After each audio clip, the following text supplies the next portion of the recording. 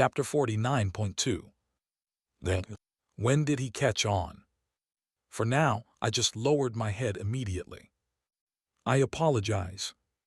Yes. I thought it would be difficult to persuade anyone to use valuable escape time, unless it seemed like my colleague had an escape item. Yes. Though his responses were curt, it wasn't as though he was angry. His voice is calm. This is just how he is, huh? Not a human, but a lizard. I cautiously glanced up. To my surprise, the lizard was slightly smiling. All humans lie. Then, what matters is the intent and the outcome of the act. It sounded almost philosophical. Does this mean my lie was fine because my intentions were good and the results turned out well? Then, oh, whatever. I'll be more careful next time. Yes. And with that, the conversation ended. Squad leader Lizard returned to his usual emotionless, reptilian demeanor with vertical pupils. I already thought his personality felt somewhat removed from ordinary people. Now I felt it even more deeply, though not in a bad way. I picked up the regeneration potion box I'd received as a reward from the chair. Friend, is your work all finished? Right then, Braun spoke from my pocket. At work, we'd agreed to avoid idle chatter to keep anyone from realizing I carried a good friend. But, since the timing was right, I figured I'd ask. I discreetly let the plush doll peek out of my pocket. Braun, the employee standing next to me right now. Ah, you mean your tall supervisor, the handsome one, right? Yeah, what does he look like to you? Who? A short pause, as if inspecting closely. Eyes, nose, mouth, and hearing organs all perfectly intact. As a lizard. Lizard? Haha, Mr. Roe dear, you're quite cheeky. Who are you trying to tease, calling someone a lizard really? Then, even Braun doesn't see him as a lizard. Could it be I'm the only one who sees him as one? Kim Solium SSI. Yes, squad leader. I resolved once again, never utter the lizard part of Chief Lizard out loud. Let's go. Squad leader Lee Jahian began walking toward the elevator. Feigning composure, I followed him and asked, should I return to the office? No. Then where are we going?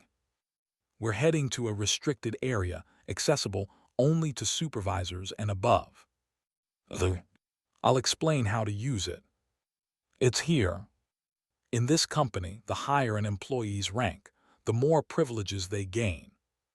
These privileges include benefits, capabilities, and even access to specific locations. Now that you've been promoted to supervisor, Kim Solium SSI, you are authorized to use 3 additional facilities. Standing in front of an annex, I accepted a folder of documents from squad leader Lee Jahian. 1 security team rentals warehouse. 2 annex, 2 free equipment customizations per year.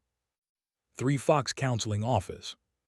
From now on, you can withdraw equipment from the security team rentals warehouse. Then, you can also customize exclusive equipment in the annex using Twilight-class darkness without having to be escorted by a superior, and if necessary, register for sessions at the Fox counseling office. I was already aware of these benefits, and I also recognized some of the newly unlocked spaces from the. A mix of satisfaction and thrill washed over me. And anticipation.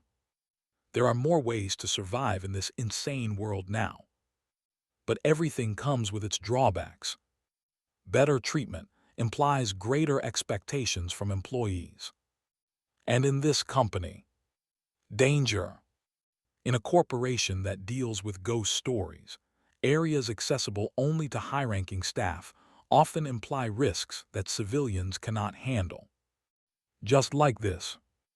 Additionally, supervisors in the field exploration team are assigned one specific darkness to manage. Then, exactly. Aside from my squad responsibilities, I now had to directly manage a ghost story myself.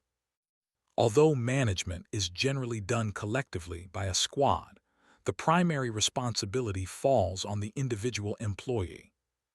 Delegating responsibility to field workers. How very corporate. It's like getting a taste of familiar 21st century workplace dynamics. According to squad leader Lee Jahian, the longer your tenure and the higher your rank, the more darkness you are assigned, and the more dangerous it becomes. Fortunately, I was still a rookie. Since you've been promoted to supervisor in under a year of service, you'll be assigned an F-class darkness. Who? Manage it according to the schedule and register any anomalies in the inspection report. Yes, sir. It wasn't a situation where complaining would help, so instead of wasting energy whining, I decided to conserve my strength and pray for something meaningful. Please assign me a normal low-grade darkness. If it turns into some quiz show horror scenario, I might as well quit and start preparing for the Disaster Management Bureau exam. Then I heard something surprising. I get to choose. Yes. Squad leader Lee Jahian said he would present a few candidates, and I could pick from them. Is that how it usually works? No. The lizard stared at me intently. It's my discretion. So he was using his authority to give me some flexibility in choosing. This lizard. Thank you so much for your consideration, but may I ask why you're doing this for me? It's a reward. Pardon? It's a reward for finding the correct escape route in a B-class ghost story and guiding D-Squad to return unharmed. But squad leader, you also saved my life from the usher machine. That's a matter of responsibility. The lizard spoke matter-of-factly. A squad leader is obligated to protect their squad members to the best of their ability.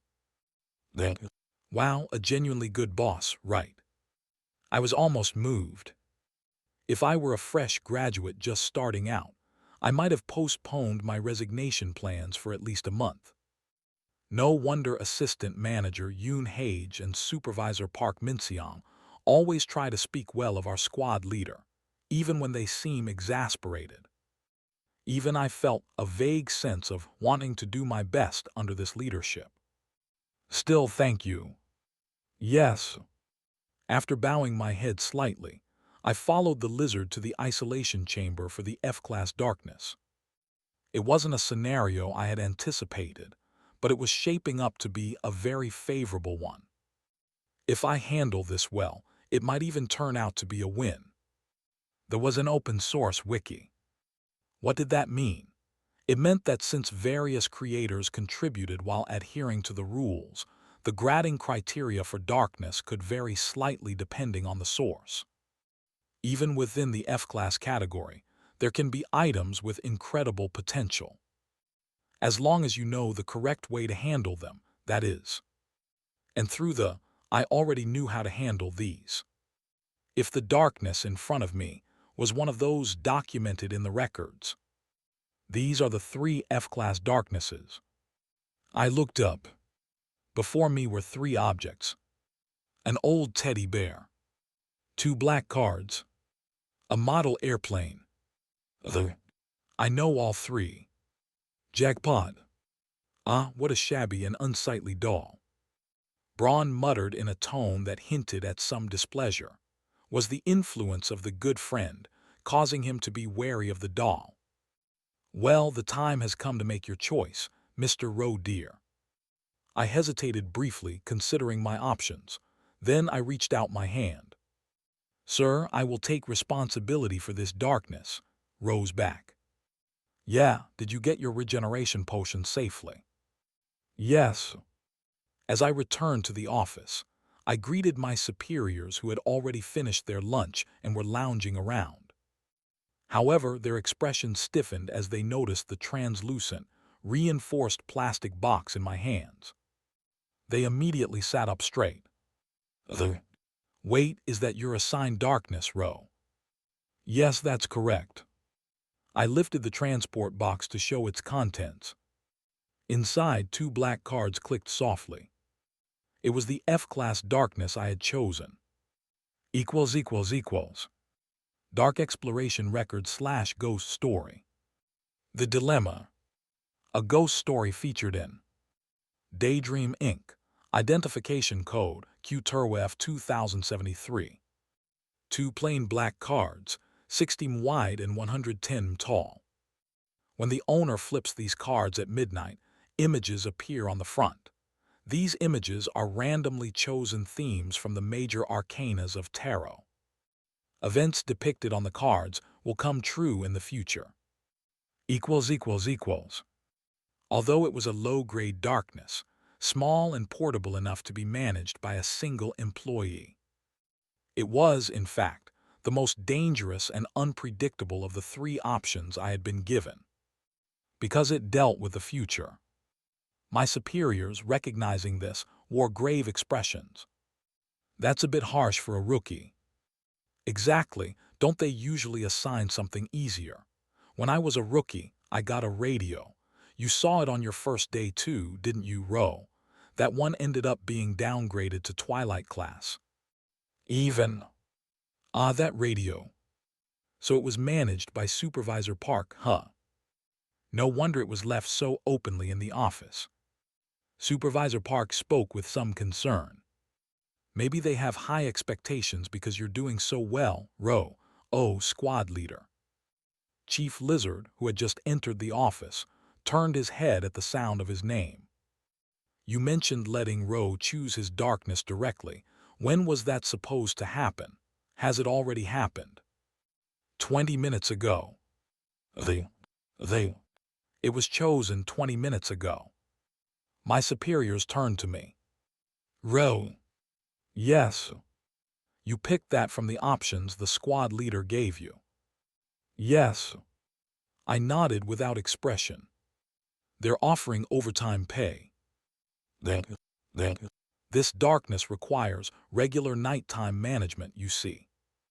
My 2 superiors exchanged wistful looks. Oh, I see. That's so you Ro.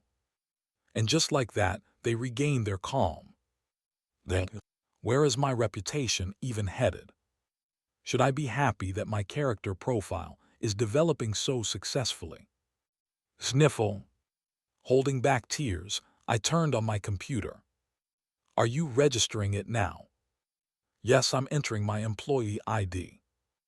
On the intranet, I navigated to the unassigned darkness list, found the code for my darkness, and registered it under my account. Done. QTURWF 2073, Kim Solium Supervisor.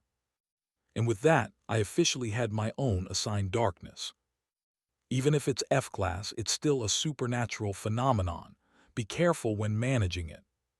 Yes. I read through the management instructions for the darkness. It was exactly what I already knew about this ghost story. Flip the cards at midnight once a month. A few days later, at midnight, I was working a night shift at the company annex. You're working hard. The staff member at the desk, dressed entirely in pitch-black clothing, nodded slightly and unlocked the hallway for me.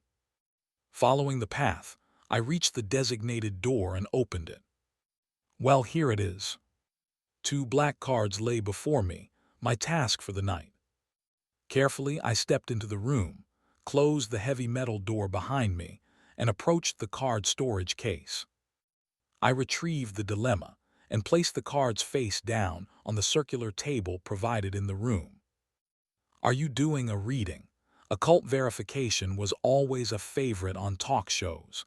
Now, Mr. Rodeer, why don't you take a peek at the future? This was slightly different. It's not about seeing the future. It's about making a choice. == Interpretation. A pair of mystical tarot cards that reveal their symbols when flipped. After viewing both cards, the user shall choose one, and an event matching the chosen symbol will occur in the near future. However, the event must be something plausible within the user's everyday life. Winning the lottery, for example, cannot be done. Equals equals equals. That's right. These cards allow the user to choose between two possible near-future events. Of course, it's not always a good thing. I reached out and flipped the two cards on the table. As if by magic, elaborate illustrations appeared. The devil, the moon. Damn. Just like that. Oh dear, neither of these is traditionally considered a particularly positive symbol.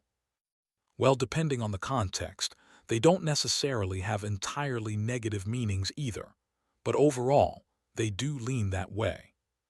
In other words, when both options are bad, all you're doing is picking which unfortunate event to add to your life. Considering that over half of the tarot deck can be interpreted ambiguously or negatively, the odds of this happening were at least 1 in 4. But have you decided which one to choose? Yes. I was going to do this a little differently.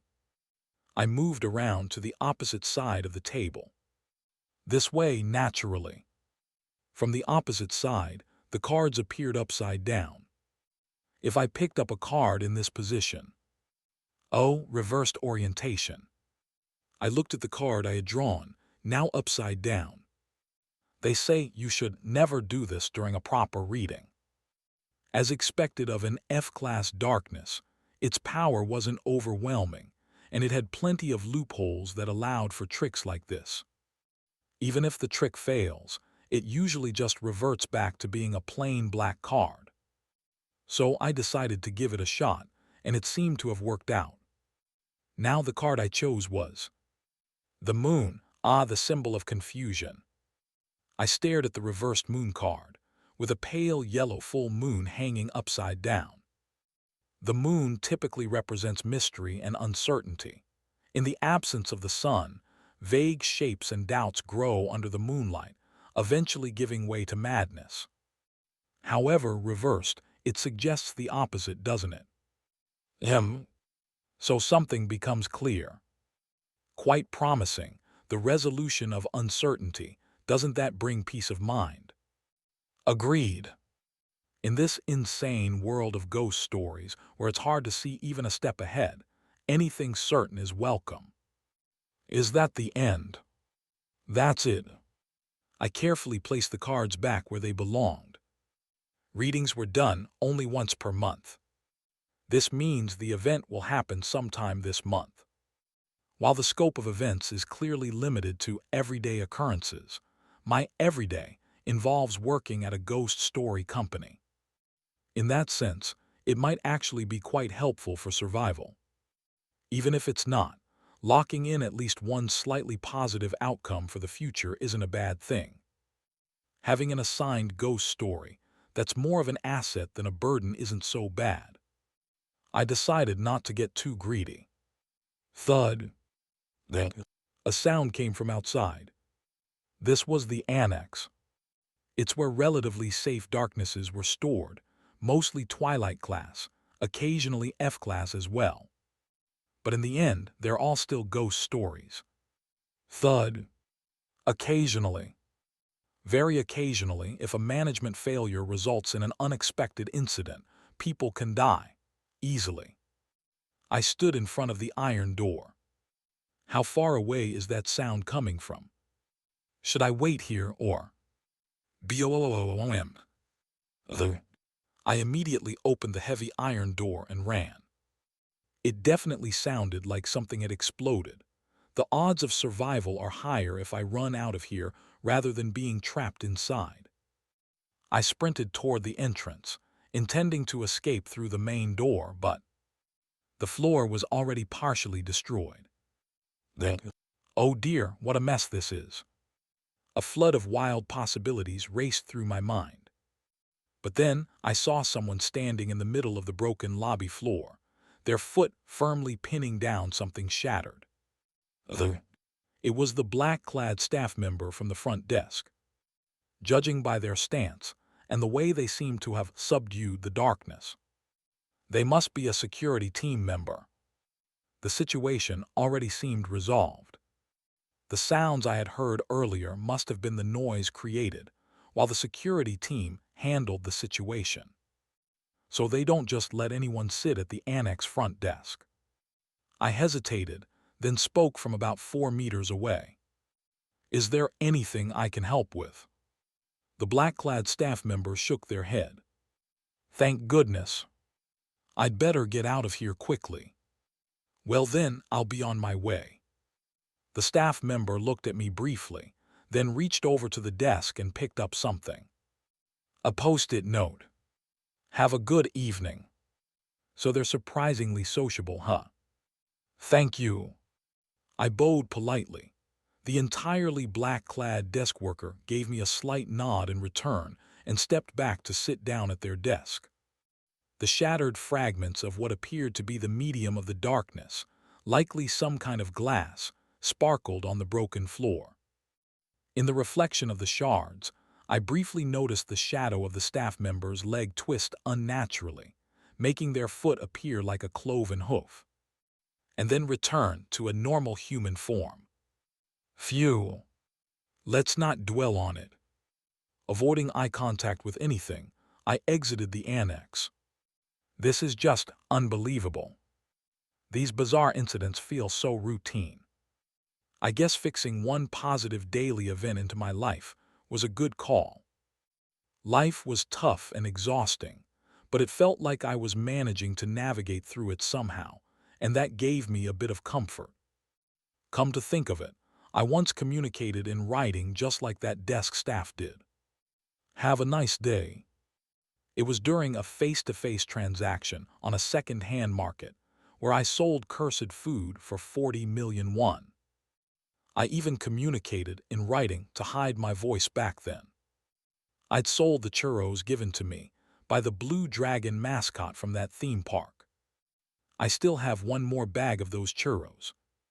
I don't plan to sell them unless absolutely necessary, but I realized that I actually have quite a few food-related items in my possession.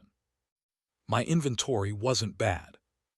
Maybe it wouldn't hurt to sell one or two and turn them into cash.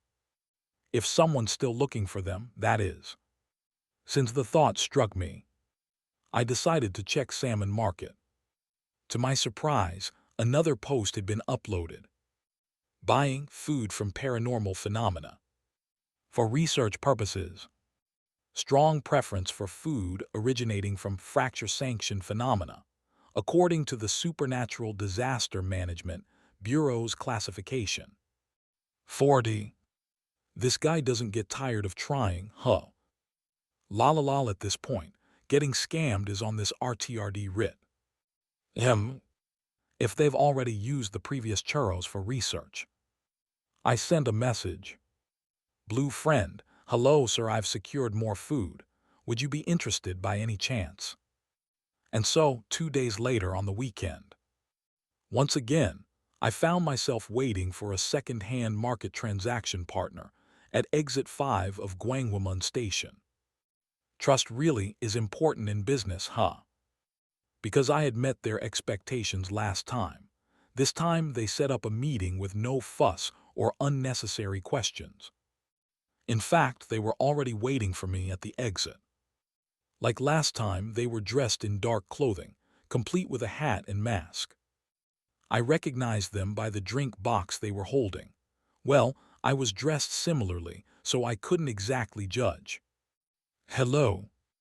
I opened my notepad again and showed the greeting message. The buyer, seemingly expecting it, didn't appear surprised. Here is the item I prepared. Inside the box I handed over were 2 cookies from the Alice picnic set. Why did I choose these? Simple. The expiration date's coming up. Like most snacks, these cookies had a shelf life. Because they were items that diminished or exaggerated effects based on usage, they weren't often needed, so I still had several left. However, since the drink from the Tuesday quiz show had been such a life-saving item, I couldn't bring myself to part with it. Instead, I opted to let go of the cookies. Cookies are harder to use anyway. It seemed like a waste to just let them expire without being used. using expired items. I didn't even want to imagine what could happen. Anyway, I presented the item and waited for the buyer's reaction. The buyer, just like last time, ran a gloved hand over the box before shaking their head slightly. This isn't exactly what I was looking for. As expected. It didn't seem like it would meet their fracture sanction standards. Mass-produced items like this have relatively low risk and feel more passive, so they're different from the bizarre objects directly retrieved from high-grade ghost stories. A bit disappointing, but oh well. Still, it was worth trying to negotiate. In that case, I'll purchase them for half the original price each. Thank you for the smooth transaction. If this person finds out about the existence of the alien shop, would they be so upset they'd try to kill me? Just in case, I decided to lay some groundwork. Hastily, I scribbled something in the notebook. Thank you, I really needed the money. These don't seem as dangerous as other foods, but since the expiration date is close, I suggest conducting your research soon. I'll add a couple more for you. I then slipped a small packet with 1 or 2 extra cookies into the bag. Think of it as a bonus. This was a trust-building move to encourage continued transactions.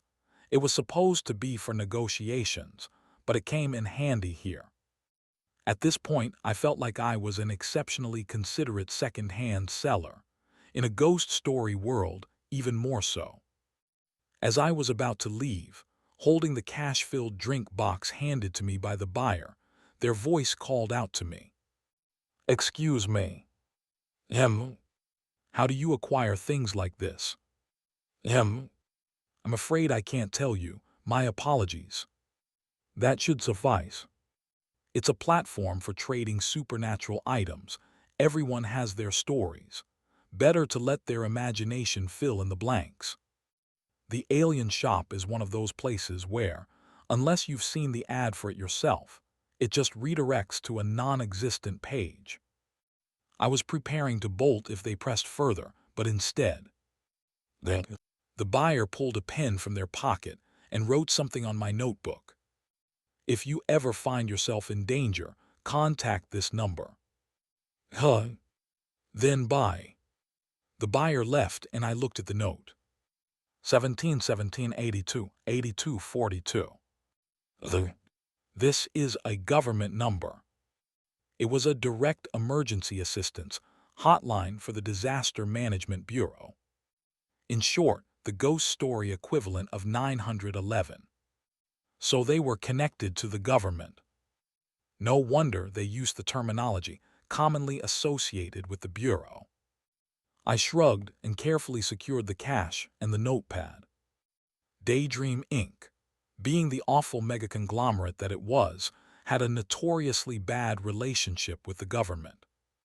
As an employee of such a company, there was no way I'd ever need to call that number. Definitely not. Yup, Noah. And yet, that very evening, when I returned to the company dorm, it's been a productive day. 40 million won in additional income, truly an excellent decision. It feels like I've set up a discreet but regular side hustle. Various ideas on how to spend today's 40 million won floated through my mind, especially considering the newly opened areas in the company following my promotion. And of course, the plush doll who had keenly noticed my gains was subtly making its own desires known. Phew, after all these outings I feel so stiff, I'd like a bath. Not happening. I can't exactly swipe a blood pack from a hospital, can I? Of course I can endure it. I'm a very good friend after all. While a blood bath might be impossible, maybe I could at least hand wash the plushie, I guess. That was the kind of idle chatter I planned to engage in with Braun to pass the evening, until someone burst into my room. You. It's Beek Sahian. Wait, the guy who never even left his own room had just barged into mine without so much as a knock. Before I could even call him out on his rudeness, I realized something. He was practically in a state of panic. What does this mean? What kind of mess have you dragged me into? In his hand was his smartphone, and on the screen was my message. Kim Solium, watch out for serial killers. I had sent it earlier today as a warning. But seriously, I didn't drag you into anything. Then you must have made the wrong choice. Mr. Roe dear, your work colleague picked up an item, and now he's going to die in a brutal way. Beeksahian's face turned pale. Looks like something just went down, coinciding with my message. He's not dead yet, so he could contact the company and handle it himself, right? As I started to head outside, not wanting to get dragged into this mess. Oh dear, can you hear that? It seems your coworker's time is almost up, Mr. Roe dear. Then, what? A soft humming began to fill the air. Its source was unmistakably Beeksahian. But his lips weren't moving at all, which could only mean one thing. You've picked up something you shouldn't have, didn't you? Then, pale-faced, Beeksahian reached into his pocket and pulled something out. A cassette player. Its aged, ivory body was grimy, and traces of a label hastily scratched off with a pen were visible. The humming grew louder, emanating from the tape. An unmistakable, ominous signal. The time has come. Time to run. I immediately stood up and bolted out of the dorm. The problem was that Beeksahian scrambled to follow me. Throw away the tape first. I already threw it out the window. Then stop following me. It's too late. Oh dear, Mr. Roe dear, you've seen the item too. You're part of the story now. You've become part of the sacrifice selection process. But as a talented and entertaining guest, you were bound to be involved sooner or later. Why can't this idiot take care of his own mess without dragging me into it? I even gave him several warnings. Isn't he supposed to be a named employee in a ghost story company?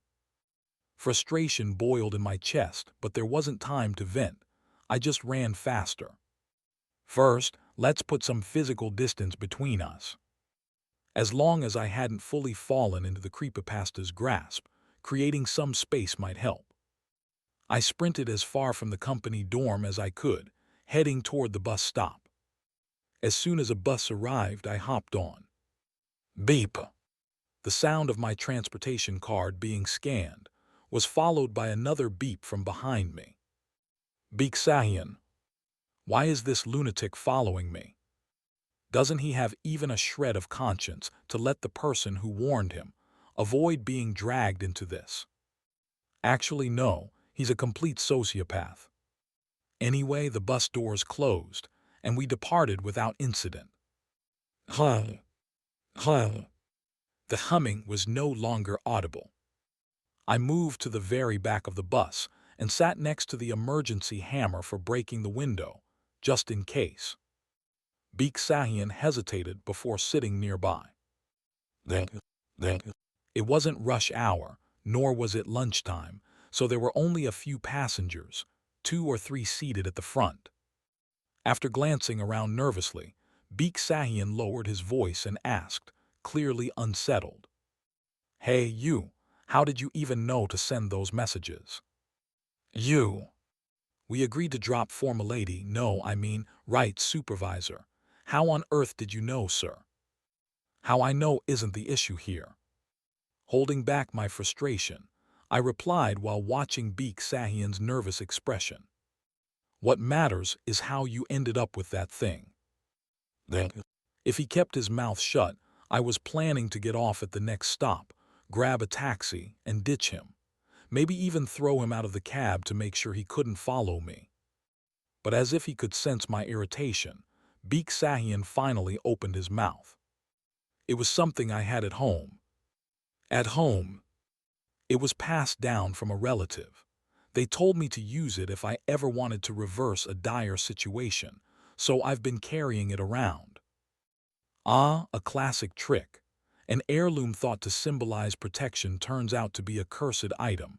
Truly a horror movie cliché, isn't it? Exactly. I wasn't even trying to criticize him, just genuinely curious. You work at a company that assigns grades to ghost stories, and it never crossed your mind to have it inspected. If the company found it useful, they might take it and not give it back. I did think it through, sir. No, you didn't. Then, next time, think before you act, why don't you? Ah, yes, sir. Beak Sahian's face turned red, and his lips twitched into a forced smile, barely suppressing his frustration. This guy was an open book, acting like a sociopath one moment, then flipping into desperate politeness when scared. I sighed and tried to make sense of the situation. This was a textbook example of how people get caught up in ghost stories. For now, let's ride to the last stop and contact the company's security team from there. Then, then, why are you looking at me like that, supervisor? Something fell off.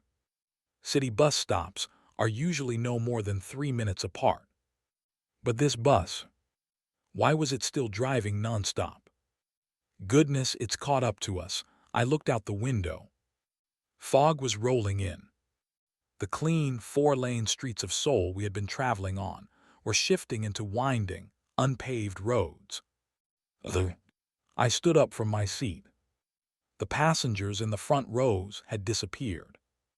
The only other person still present was the bus driver. The driver was now wearing a worn, old-fashioned cap. The kind that might have been used when buses operated with a more formal air decades ago. With gloved hands, the driver casually hummed as they reached for the radio. Click. And what came through the speakers was the same humming from the cassette tape. The humming filled the bus. The modern low-floor bus that had been driving through Seoul had transformed into an old, rickety bus with rows of single-file seats. Don't look back. It was already too late. Beak Sahian, his face pale, gripped the handrail and stared straight ahead. I tried not to focus too closely on the fog clearing outside and fixed my gaze forward. The narrow trail was becoming an aged, paved road. The rickety old bus that had been rattling down a rough country path began to slow. This stop is Horizon Mountain Lodge. Then, the destination came into view. The humming now flowed through the radio with an unmistakable melody. It was a minor key, upbeat pop tune from the 1980s or 90s. As the bus doors opened, I looked outside. Horizon Mountain Lodge. A grand mountain villa with a sign in elegant, antique lettering stood before us. Then, you're getting off. Yeah. As much as I wanted to curse out loud, I held back. I stood up and stepped toward the open door. From behind, I could hear Beak Sahian muttering something that sounded suspiciously like cussing as he hurriedly followed me off the bus. The bus doors closed behind us and drove away, carrying the humming melody with it. Then, Beak Sahian mumbled, sounding slightly relieved. At least the song's gone, and the tape isn't here, so the situation's better than before. Check your pocket. What? Put your hand in your pocket and check. Then, Beak Sahian looked at me with a dazed expression, then quickly shoved his hand into his coat pocket. What he pulled out was the old cassette tape he claimed to have thrown away earlier.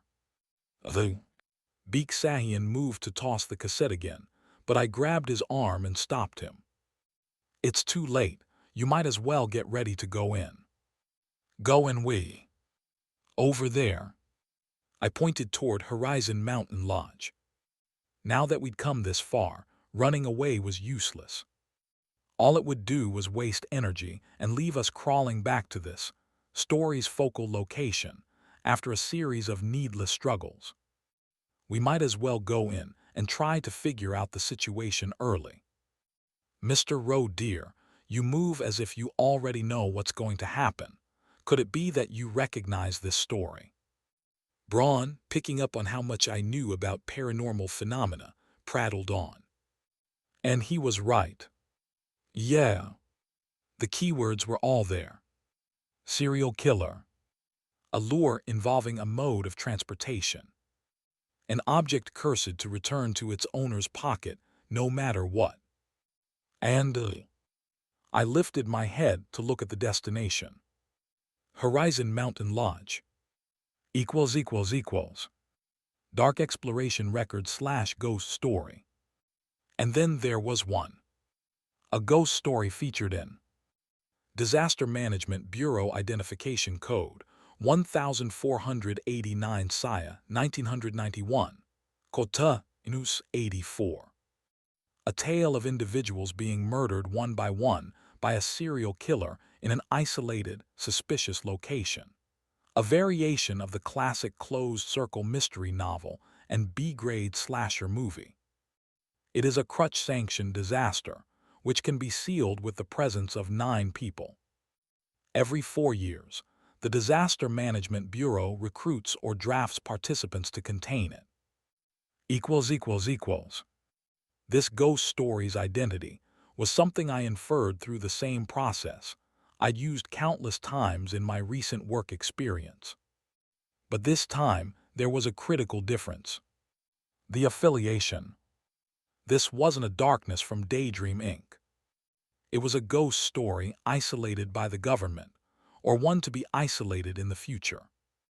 A so-called disaster. What's the difference, you ask? Unlike the corporation's darknesses, which were exploited as raw materials for profit, the government operated under a completely different set of rules. The Disaster Management Bureau existed solely to prevent loss of life or significant property damage. At least, that was the official justification. Thus, the Bureau prioritized isolating anything that absolutely should not exist in the civilian world. In other words, someone had to die. Whether it was cleared, someone got trapped, or the attempt ended in failure or success. Every outcome involved a guaranteed casualty. Once you're involved, it's a confirmed kill. Cold sweat ran down my spine. This was something the government had deemed impossible to resolve without at least one death. And now I was about to walk straight into the middle of it. I won't even get any points from this. Beeksahian, this hopeless little shit. I wanted to curse him out and punch his last remaining eye, but it'd just waste time. Excuse me, supervisor. Ignoring Beeksahian, I sighed and walked toward the lodge's front door. Just as I took a deep breath and prepared to knock. Doctoring. The sound of a bicycle bell came from behind me. Turning around, I saw a bicycle pulling up to this secluded house in the woods, with someone riding it. Oh, look, another arrival, someone else who picked up the item. No kidding. Another poor soul caught in this cursed ghost story. I held back a sigh and looked over, only to freeze in shock. I recognized the figure getting off the bike. More precisely, I didn't know his face, but his outfit was unmistakable. Dark clothes, a hat pulled low, and a mask covering his face. Salmon Market. It was the same person I had sold cursed food to earlier today near Gwangwamun Station. Caught up in this serial killer ghost story, 3 minutes had passed since we arrived in front of the mountain lodge in the middle of the forest. The second-hand market buyer, who had gotten off their bike after us, approached the cabin's door. He paused briefly when he noticed Beeksahian and me standing there first. Looks like he recognized me. The second-hand market buyer seemed to recognize me, but I stayed silent, pretending not to notice who he was. Beeksahian, ever eager, immediately began speaking in a friendly tone. Excuse me. Are you the owner of this house? Sorry, but it seems we got on the wrong bus. With this forest around us, there's no signal. Would it be okay if we made a quick call? I also got lost and came here to ask for help. Oh, I see. At that point, I turned to the buyer and pretended to be surprised. I widened my eyes slightly and gave a polite nod. The buyer, already aware of who I was, didn't seem particularly startled and returned the gesture with a small nod of his own. Meanwhile, Beek Sahian subtly started prying for more information about him. Clearly, he was trying to assess whether this person was weaker than him. Were you out here trekking for the weekend? This seems like a remote place. Are you a local? No, I'm not sure how I even got here. I definitely started in Seoul. Oh, really? Same with us, but there's no signal here. Do you happen to know how to get out of here or where we are? I'm not sure. Let's go inside and ask. Ah, right. Beek Sahian, clearly disappointed with the lack of useful information, clicked his tongue softly and glanced at the bike the buyer had arrived on. And then he seemed to notice something. The mark printed on the handlebars. Seoul Metropolitan Government, 2153. Obviously, an official government-issued bike. Having found an opening, Beek Sahian brightened and began to speak again. Excuse me, are you Per? I lightly nudged his side. He froze, clamped his mouth shut, and turned to look at me. I slowly mouthed the words. Disaster Management Bureau. He must have heard at least once at work how terrible the relationship is between the company and the bureau. If this person found out who we were. I subtly drew a finger across my throat. Beek Sahian's complexion turned pale. From that moment on, he avoided speaking to the government employee directly. Good, a wise choice. I'll open the door. I nodded to the civil servant, who had already reached for the door handle, and he lightly opened the wooden door. Kriyak. Anyone here? The midday sunlight spilled into the slightly dim interior of the lodge. And then, oh hey, more people are here. Are you the owner of this place? People who had already arrived began to emerge. A married couple who looked to be in their 40s. 3 young adults in their 20s. And a middle-aged man. 6 people in total. Including the 3 of us, that made 9. It's starting. Suppressing the urge to groan, I stepped inside the cabin. Everything proceeded as predictably as a cliché could. The married couple claimed their GPS led them here. I mean, the GPS sent us to the wrong place. The car broke down and our phones don't have any signal. It's driving me crazy. Who, honey, I told you so, didn't I? We should have gone to Sapporo instead of Sakcho. 3 university students from a hiking club who claimed to have gotten lost. We parked right below the trail, though. Yeah, but this is so annoying. And finally, a middle-aged man who'd been trying to catch the nearest bus stop after finishing a shift as a designated driver. Agu, still, seeing people around is such a relief. If we wait, the owner should come, right? And once the lodge owner shows up, the bloodbath begins. Something like that. I glanced around with the dead eyes of someone who had already given up. I hadn't even brought any decent items. Living is hard, seriously. Focus only on myself, just myself. We were soon asked questions by the others. What about you folks? What brings you here? Oh, we're just office workers. We must have gotten on the wrong bus while heading out for field work. This here is my supervisor, and I'm just an employee. Look at Beek Sahian subtly shifting responsibility onto me. I took out my notepad. Luckily, since I was still in my outdoor clothes, it was in my pocket, making it easy to maintain my usual demeanor. Hello. Why are you writing instead of speaking? My throat's a bit sore. The 3 university students turned away, looking unimpressed. The married couple glanced at me and took a step back. Geez, these colds going around lately must be really bad, huh? You should at least wear a mask. What if you spread it to someone else? I'm sorry. I'll avoid speaking as much as possible and be careful. Beek Sahian shot me a disgusted look, as if I had become something revolting. He'd been reacting like this all along, taking over the responses I might have given. By the way, is that young man from your company too? No, we met at the door, but The second-hand market buyer, a tall man with sharp eyes that gave him an intimidating presence, replied politely. I'm a public servant from the Seoul City Hall. Oh, he actually admitted it. He briefly explained that he was a public servant and had gotten lost while riding his bike. And that was the end of it. He conveniently left out the part where he worked for the Disaster Management Bureau, and that we were all stuck in a ghost story where a serial killer would soon be picking us off one by one, like a deadly game of Russian roulette. Still, people aren't fools. They began to sense something was off. So all these people just happened to lose their way in broad daylight and end up at this countryside lodge.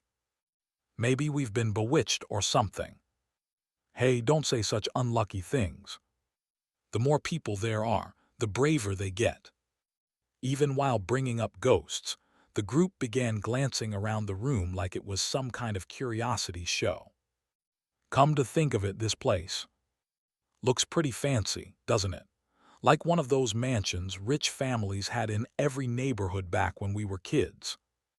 They weren't wrong. The wooden lodge, built in a style popular a few decades ago, was a mix of quaint charm, rustic wealth, and understated elegance. Oh, look over there. That's a gold frame, isn't it? On one side of the living room was a large framed picture, its frame seemingly made of real gold. But what caught my attention wasn't the frame, it was what was inside. Plus, joyful mealtime. The rabbit bakes in the kitchen. The deer is caught in the backyard. The pigeon is fattened in the bedroom. The lamb is sliced in the living room. Boing, boing, the sound of hopping with laughter. The wooden floors beneath go bam, bam. The table full, humming in the air. The family gathers round. Bon appetit. Plus. No way. That's blatant foreshadowing. Who could it be a metaphor for the upcoming murders? It sure looks that way. Yet no one here seemed to be particularly interested in horror or mystery genres. The university students claiming to be part of a hiking club chuckled amongst themselves, and even pocketed an ivory trinket from the side table near the sofa.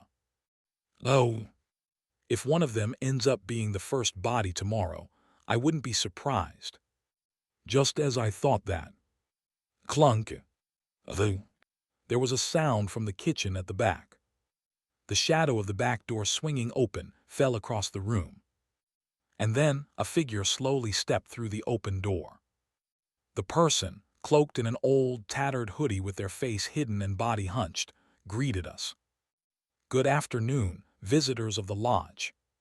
I am the caretaker of this mountain lodge, here to serve you during your stay. Their voice was deep and formal, and they bowed politely, speaking in an old-fashioned Seoul accent. Oh, a suspicious staff member. Exactly, this is the classic butler of the murder mansion. Unlike my deadpan expression, the others seemed caught off guard by the dissonance between the caretaker's shabby appearance and refined speech. Excuse me, we're not really guests. We just got lost and were hopping to use a phone. That's not true. You've come to the right place. What? You're here to exchange the cassette tapes, aren't you? Everyone froze. The ones in your pockets. As if hypnotized, they all reached into their pockets and pulled out objects.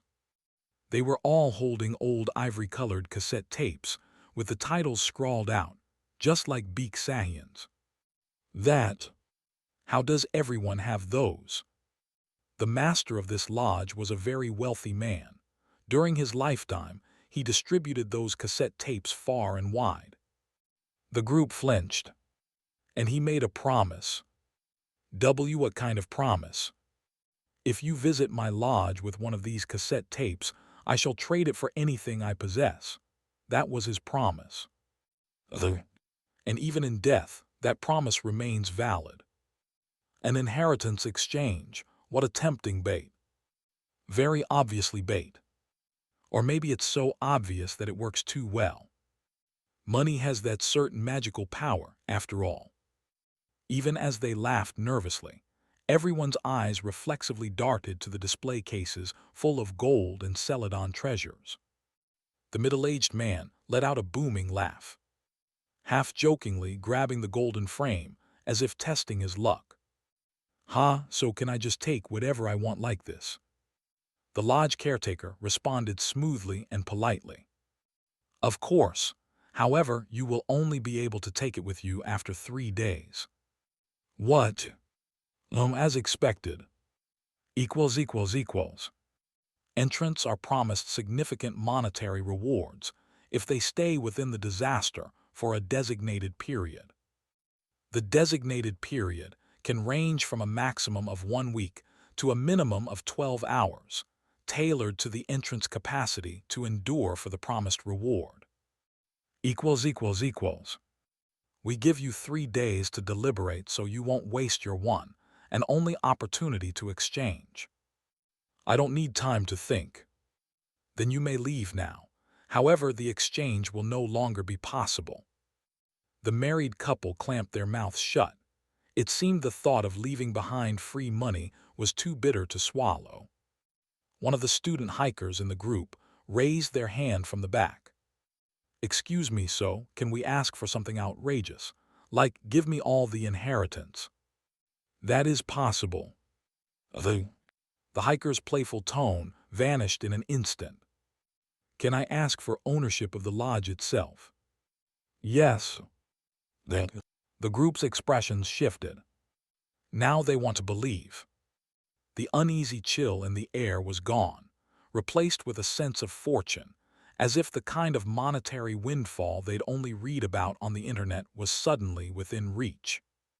Once the caretaker produced documents, including the will, their skepticism transformed into certainty. This looks legit. Unbelievable. Even the cursing married couple's demeanor changed. Forget the weekend trip, let's tough it out. Worst case, we can call the police, right? Exactly. Wow, maybe this tape has some kind of charm on it, like from a shaman's talisman. It's crazy how everyone ended up here. The lodge caretaker even gave everyone time to make phone calls. After finishing their calls, the group's mood had turned lively, as if they were part of some grand event. The caretaker, observing them, bowed deeply. When so many visitors arrive at once, the order of exchange becomes very important. Oh yeah, that makes sense. Yeah, like if the first person demands all the inheritance, it's game over for everyone else. Therefore, priority will be given to those with the most cassette tapes. Group immediately glanced around at one another. The 3 university students exchanged quick looks amongst themselves. If grouped together, they had the most tapes. Wait, are we supposed to buy tapes off each other now? I am merely explaining the rules. It is not mandatory. You are free to negotiate your own exchange conditions as you see fit. The order is important after all. A tense, meaningful silence passed between them. Shall I prepare your rooms then? There are suitable bedrooms upstairs. Yes. Sounds good. Let's get the rooms sorted first. Excuse me, hold on. Beek Sahian's voice cut through the group. I might have to leave due to urgent matters. Could you tell me the way out of here? Of course. But that didn't happen. A moment later. Entrants will inevitably find themselves isolated at the disaster site for various reasons.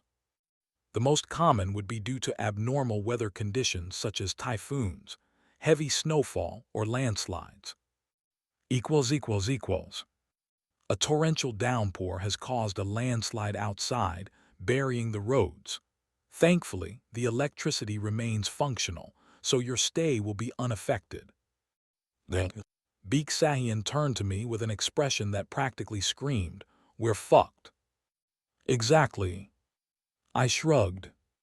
Now that things had reached this point, no one would be able to leave until everything that was meant to happen had unfolded. Meanwhile, I'm racking my brain trying to figure out how to survive this without losing my head. At least one small comfort was that there wouldn't be any ghosts. Just a serial killer. And wasn't it obvious?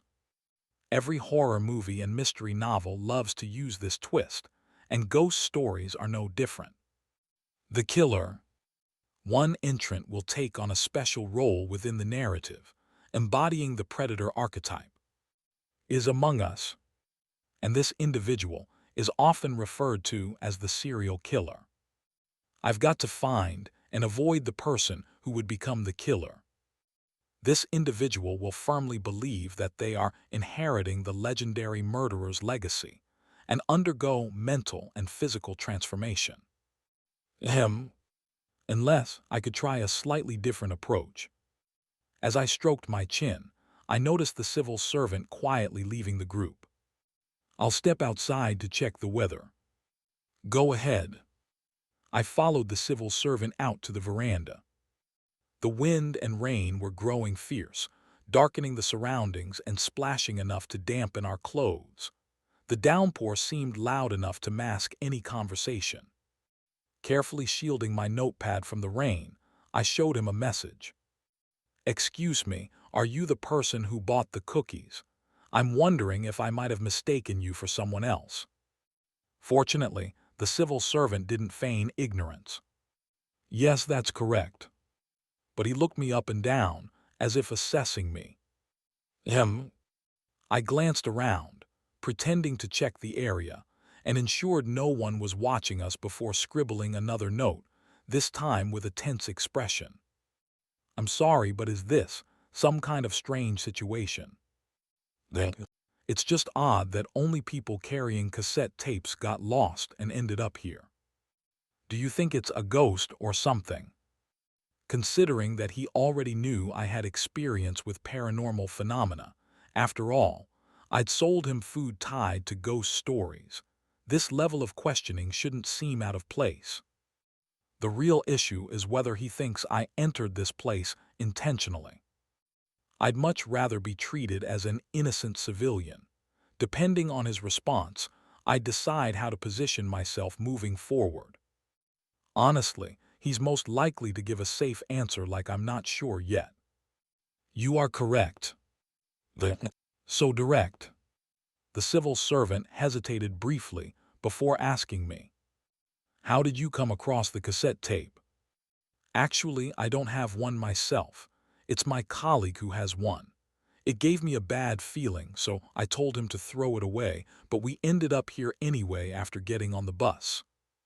The civil servant rested a hand on his chin, silent for a moment. "Do you often find yourself in situations like this?"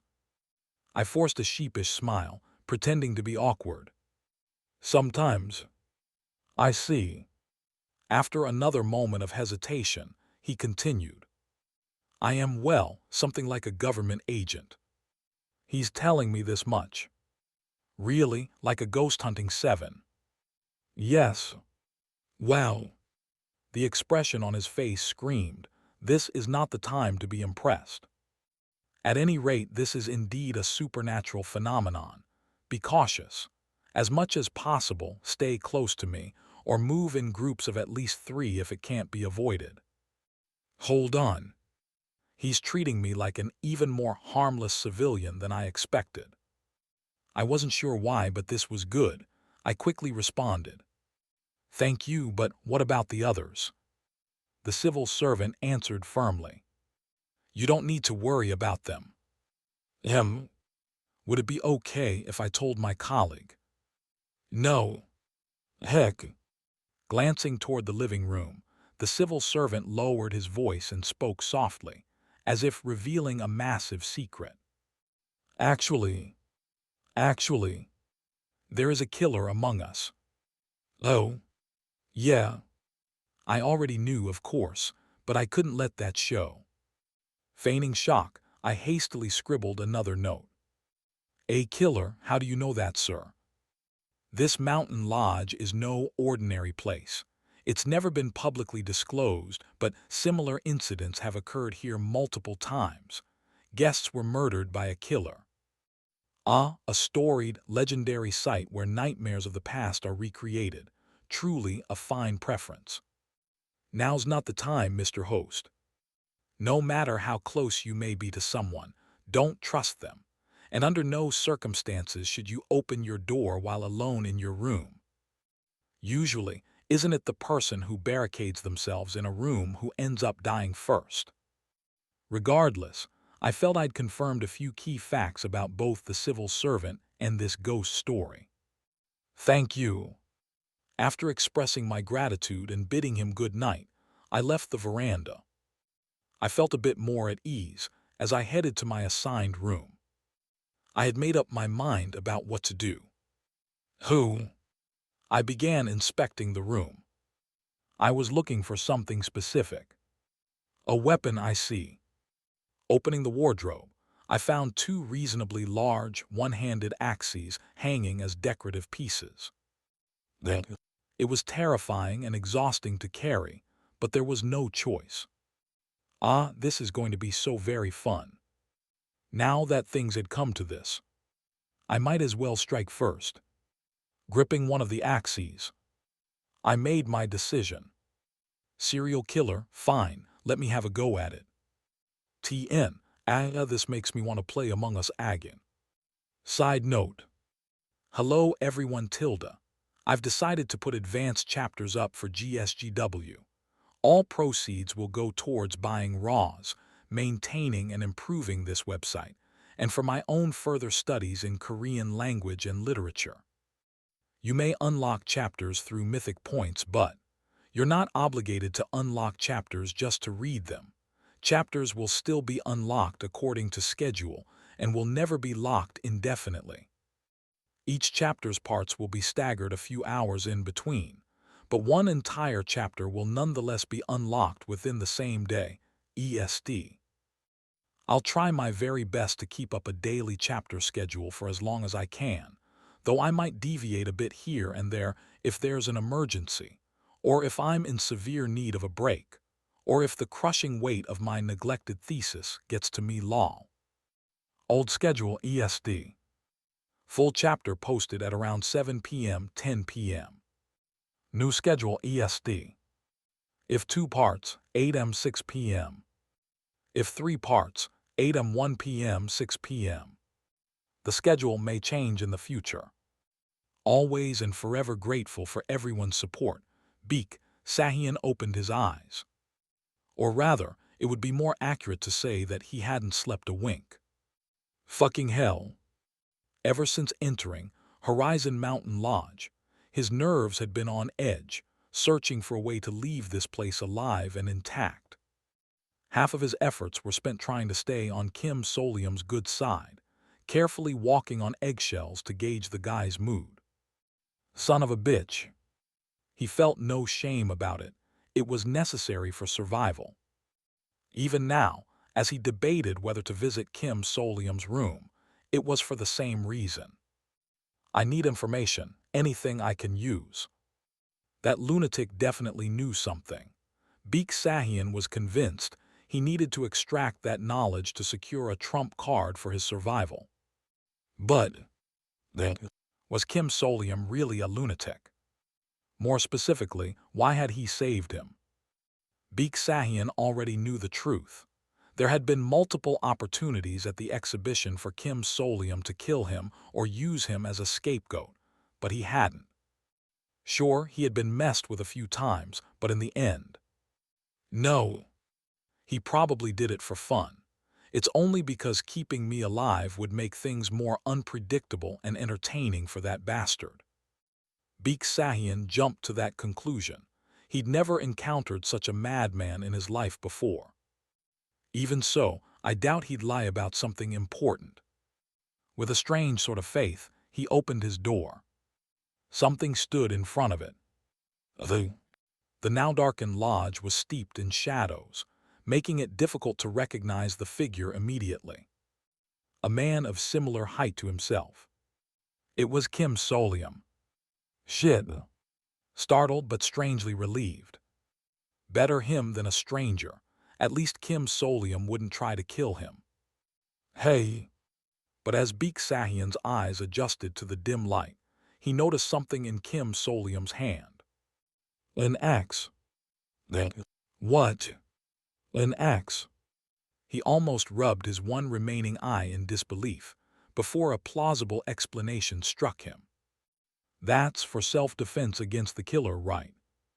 But then another thought entered Beek Sahian's mind. The texts Kim Solium had been sending. Watch out for serial killers. What if those texts weren't warnings, but a prediction of the future? Bye-bye. The axe came down on his head. The next morning, a couple leaving their room heard a melody faintly blending with the heavy rain. Hum. A hum. Isn't that the song that played when our car's GPS broke? Omo, it does sound like it. Is this some local radio station?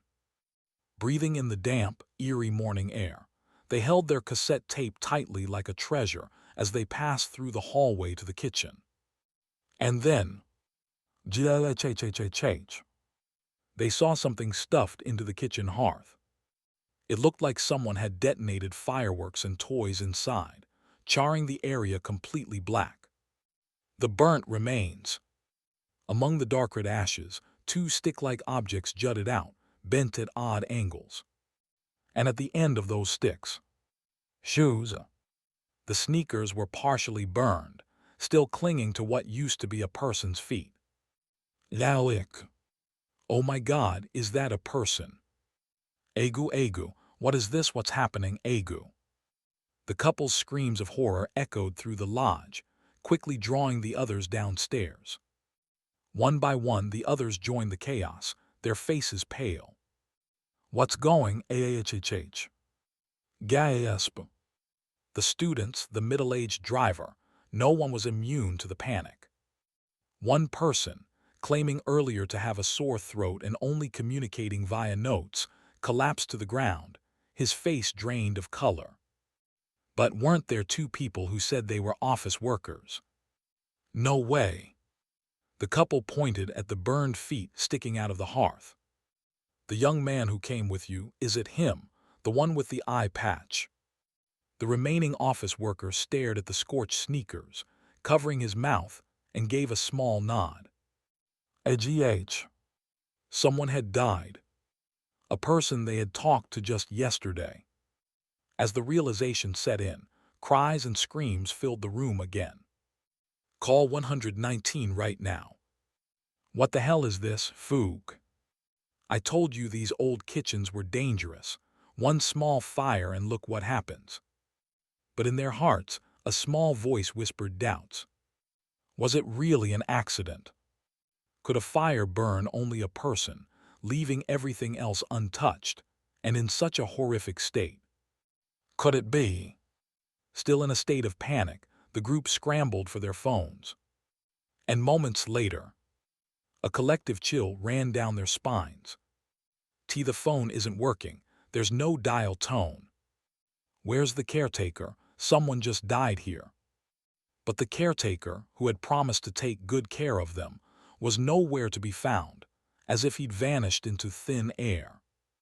The dark, rain-soaked mountain surrounding the lodge.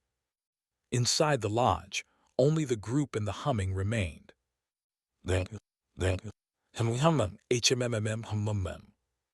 Outside, an unrelenting downpour lashed the area, and there were signs that a landslide had occurred overnight, burying the bus stop in debris.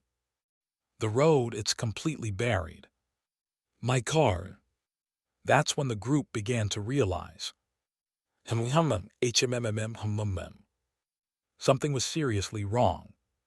I swear that thing, it was moving earlier.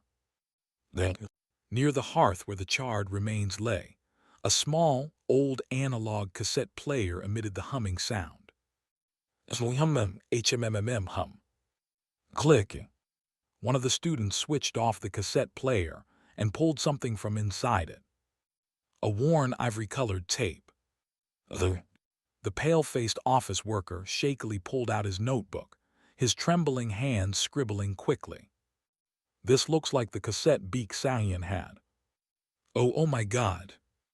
And that's when the nightmare truly began, lunchtime. The lodge's caretaker had apparently prepared a neat meal of soup and rice in advance, but nobody dared to touch it, as if by mutual agreement. Instead, they nibbled on energy bars and snacks they'd brought themselves, wandering around the lodge in a futile search for a signal to make their phones work. Unsurprisingly, there was no success. In the oppressive rain, the isolated mountain lodge felt suffocating and ominous, severed from any external connection. "This is driving me crazy." One of the university students, frustrated by his unresponsive social media apps, angrily tapped at his phone screen before switching it off in irritation. "Fucking. Dude, you're such a fucking scaredy cat," one friend teased, laughing nervously as they pushed each other closer to the legs sticking out of the hearth. They even took a few photos of the scene, treating it like a twisted joke, though they didn't seem to have much appetite as they left their calorie bars and chocolates untouched. Despite their mockery, they weren't as calm as they appeared. They relied on their numbers to feel secure. "There's 3 of us after all.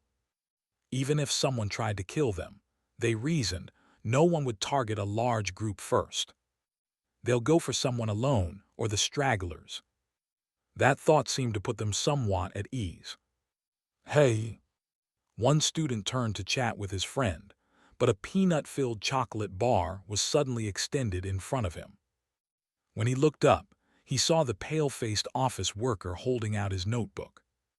"Would you like some? I don't think I can eat it." No thanks." The student replied curtly, and his friend beside him snickered. "Dude, he can't eat peanuts." I apologize." The office worker apologized silently, retreating to the sofa with a dejected air. Wasn't he the one who'd been introduced as a supervisor? At first he'd seemed quite intimidating, but after witnessing his colleague's death, he looked utterly deflated. "Scared stiff, huh?" He now gave off the impression of someone who would crumble under even the slightest pressure. "Hey, wanna bet?" "Sure, but man, this is too much." Meanwhile, the other 2 students went outside for a smoke. The office worker, still fiddling with his unresponsive phone, cast a dark glance at the hearth before heading upstairs. And just like that, the room grew silent. Then, one student was left alone, uneasily shifting in his seat. In the movies, this is the part where someone gets attacked. He tapped his foot anxiously, glancing around the room with a wary expression. The presence of a jackknife in his pocket gave him some reassurance, but not for long. Shit, why'd they go off on their own? Unable to bear it any longer, he decided to go looking for his friends in the backyard. Gripping the jackknife tightly, he quickened his pace, unnerved by the sensation of something prickling at his back. He pushed open the back door to the kitchen, which led to the yard. Click. A damp, musty smell hit him immediately. They're probably under the roof somewhere. Surely they wouldn't stand in the rain to smoke, right? With that thought, he headed toward a storage shed connected by a covered walkway. But as he walked, a peculiar smell caught his attention. Something metallic and sharp. Ironed. It smelled like rust, perhaps from the rain leaking into old tools in the shed. That was his assumption, at least, as he rounded the corner. "Hey, Park Kyung-soo." And then an overwhelming metallic stench hit, enough to numb the nose. Hua. Inside the backyard shed was an old construction-grade grinding machine. It seemed like the machine had been used not for wood, but for something else entirely. Crunch. What should have been sawdust spewing from the discharge chute was instead shredded flesh. Fragments of torn clothes, blood-soaked meat, and crushed bone were scattered messily across the floor. What is this? What the hell is this? For a moment his brain refused to process the scene, rejecting the horrifying reality. Then, a beat later, the truth hit him like a tidal wave. He had found his friends, turned into minced meat. Oog! As panic overtook him, vomiting and screams erupted from his mouth. And then another sound joined in. From an old audio device came a familiar tune. The sound from the cassette tape. The student spun around and bolted, running madly back into the lodge. Fear and cold terror chased him down to the tips of his hair. Hey, why are you running, Aru? The student flailed wildly, slapping away the hand that had grabbed his shoulder. Don't touch me, you bastard. Whoa, what the hell? He looked up. The bewildered faces of the other lodge residents stared back at him. And there was one thing they all had in common. The tapes. That's it. If the psycho responsible for this was targeting the tapes, and that's what caused all of this. The student frantically rummaged through his pocket and pulled out his tape. Here, look at this, look. His eyes were bloodshot, and spit flew as he shouted. I'm throwing this away, take it, I don't want it, okay. I've given it up, damn it, I've given it up. Thud. He flung the tape onto the ground, then bolted upstairs to his room, slamming the door behind him. Only when he locked the door did he finally catch his breath. Anxiety darted his eyes around the room. His mind was plagued by the sight of shredded flesh and broken bones, pounding in his skull like a drumbeat. Thud. Thud. Should he build a barricade with furniture in front of the door? Thud. No, that would block his escape route. Thud. He glanced at an old lacquered wardrobe in the room, hesitating before pressing himself against the wall beside it, gripping his jackknife tightly. He stared intently at the door. Thud. As his back rested against the wall, his breathing began to settle. Jay, just try it. Force your way in, I dare you. If someone tried, he'd fucking scream bloody murder while swinging his knife. People would come rushing in, and surely he'd be saved. He just had to stay alert. No way, no way. He muttered to himself like a madman, his voice trembling. Click. Softly, the wardrobe door creaked open. The next morning, the student was found in his room, the door wide open to welcome others. His body was grotesquely swollen, like an overstuffed sausage, bloated from an allergic reaction. The hiking club had been wiped out entirely. In just one day, an office worker and 3 students had become corpses, plunging the remaining people into total terror. It's the inheritance. Someone's killing people to take more of the inheritance, yeah. I'm sure of it. They're trying to silence us all so they can keep the tapes without any trouble. That guy, the caretaker, that fucker was sketchy as hell. He looked like a psycho. It's a ghost, we're all haunted, ha ha ha.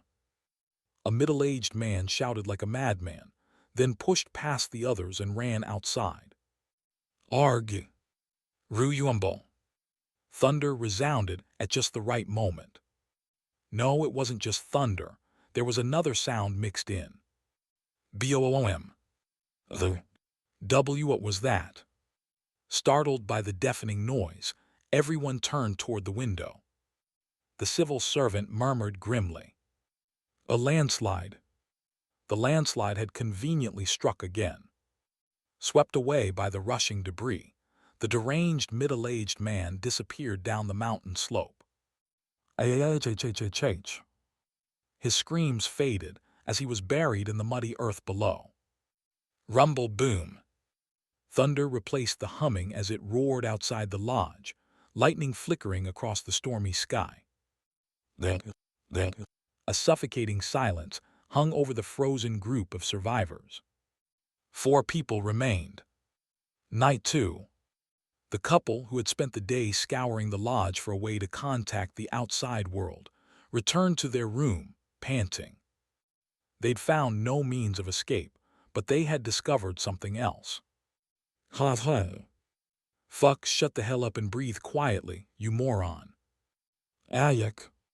The husband, introduced earlier as the wife's partner, shoved her head roughly before darting out of the living room and up the stairs to the second-floor hallway.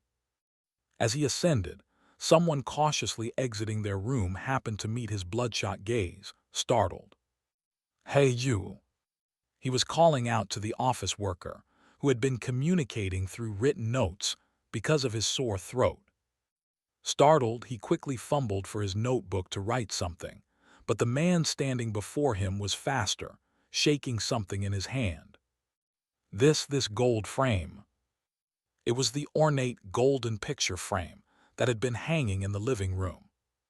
Eyes wild, the man jabbed a finger at the text inscribed inside the frame. Joyful mealtime. The rabbit bakes in the kitchen. The deer is caught in the backyard. The pigeon is fattened in the bedroom. The lamb is sliced in the living room. This is how people are being killed.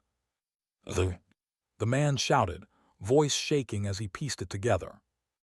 A person roasted in the kitchen, ground in the backyard, and bloated in the room. The lodge caretaker or whoever is messing with us. This could all be staged. Maybe we're being broadcast somewhere. Or maybe, no, they're toying with us, that's for sure. The employee widened his eyes, startled by the revelation. Seeing his reaction, the man grew even more convinced and raised his voice further. The next one is the living room. Someone's going to get sliced up in the living room. I'm sure of it. We need to find a way out before it's too. Oh. Huh. That was a response. Surprisingly observant, Braun. Braun. That was the last word the man ever said. Awake. A throbbing headache greeted him as he regained consciousness. MMPH. His voice was muffled. He realized there was a gag in his mouth. He screamed as loud as he could. MMPH.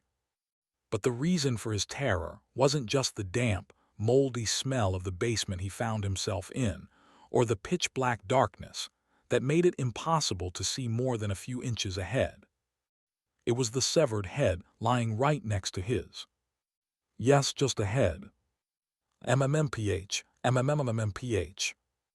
The pale, lifeless face rested on a silver tray mere inches from his nose. He felt his sanity slipping. Tears, snot, and cold sweat poured down his face as he desperately screamed for help, though the gag swallowed every sound. HRRRNNPH, SSBPPH, MMMPH. Scared, try to bear with it, I'm holding back too. A calm, composed voice responded from somewhere nearby. The man rolled his eyes frantically, trying to distance himself from the head as he looked up. And he saw him. The office worker. Dressed in black sweats, the younger man frowned as he gazed down at him. Then, as if in disdain, he looked at the bloodied work gloves in his hand before letting out a sigh and slipping them back on. Next, he picked up an axe. MMMMPH. Why is it that people always scream first, even when they already know what's going to happen? It just tires everyone involved. MMPH. Let's not waste our energy unnecessarily. He's insane. This monster was the killer. The captive wanted desperately to negotiate, plead, fight back, do anything to survive, but his bound body and gagged mouth gave him no options. Tears streamed uncontrollably down his face. I think I've heard that physical and emotional pain can be alleviated a bit by screaming. Or, well, something like that. The office worker's voice was dry, his tone almost clinical as he inspected the blade of the axe. The edge gleamed as it caught the dim light. Reasonable enough, I suppose. Still, I don't find it particularly satisfying. He adjusted his grip. The axe swung, a gleaming arc in the air. Thud. Clang. Then. Silence enveloped the basement. Kim Solium lowered the axe and, with a slightly brighter tone, remarked, "Almost done." 3 people remained, the final day at the Horizon Mountain Lodge. The promised 3 days had passed. The final morning at the Horizon Mountain Lodge had arrived. Then the civil servant woke up in his bed. It wasn't a pleasant morning. Something about the situation had felt off for a while now, like a carefully laid plan slowly unraveling. To make matters worse, the assignment itself hadn't been one he was eager to take on in the first place. Still, the job wasn't done yet. He donned his prepared work uniform, strapped on his gear, picked up his tools, and stepped out of his room. What awaited him outside wasn't a welcome sight. Who? The first-floor living room was soaked in blood. It looked as though someone had created a pentagram offering with blood, placing severed body parts at each point. On the lone clean sofa lay a woman, unconscious. It was the wife from the couple. Then the agent hesitated briefly, but ultimately resolved to carry out his duties as planned. He knew all too well the risks of acting on personal judgment. And besides, what? They weren't exactly the kind of people worth saving. The woman woke abruptly and screamed at the sight before her. A tall man, clad in a black, waterproof raincoat, stood before her, holding a butcher knife over 35 centimeters long. The man sighed deeply. Of all times, she had to wake up now. He was exhausted, more than usual. How could things have gone so wildly off course? The agent's mind flashed back to the first day at the lodge. His initial target had been one of the couple. Greedy and vulnerable, they were an easy mark. According to the Disaster Management Bureau's analysis, eliminating one half of a couple first would effectively sow fear, making the subsequent tasks easier.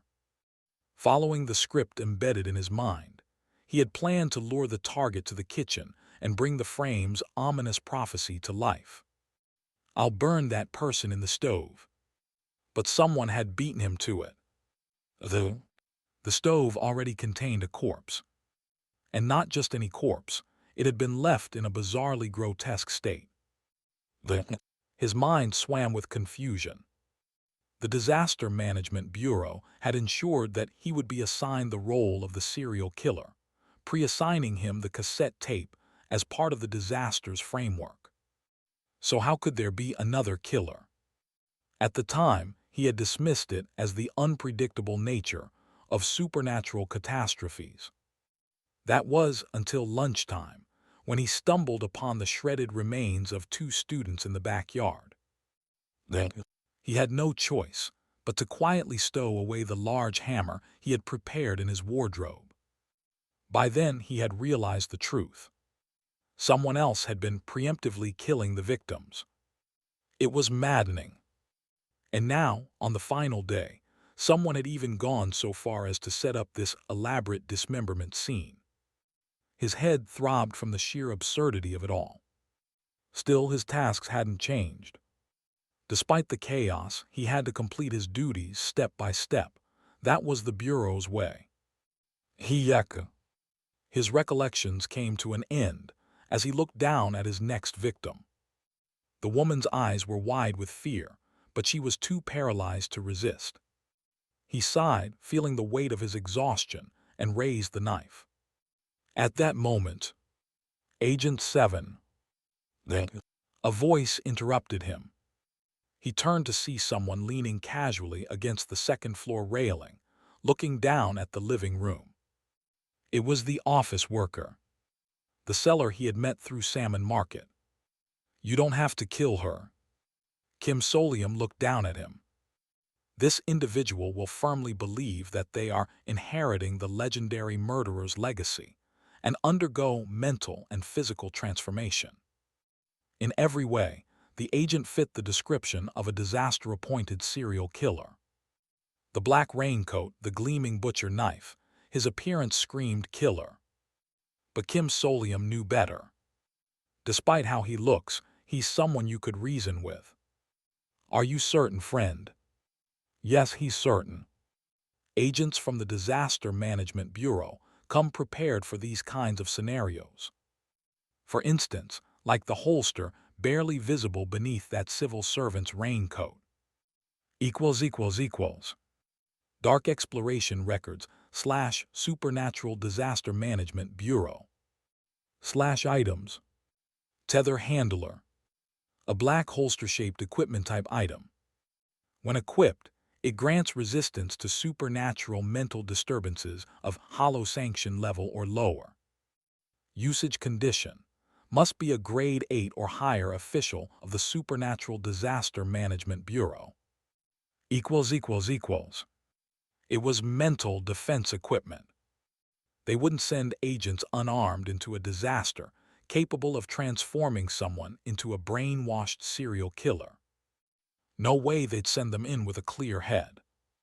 Agents were regularly deployed into high-risk supernatural disasters, where death was often an assumed outcome. Imagine running into a devious pharmaceutical rep, using items like smiley stickers for manipulation. Kim Solium observed the agent standing silently before him and spoke. "You really don't need to kill anyone. All the groundwork has already been laid."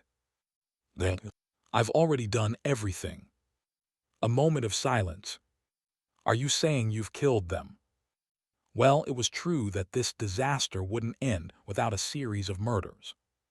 According to if no killings occurred even through external intervention, things would spiral into chaos during the inheritance fight, ending in mutual slaughter.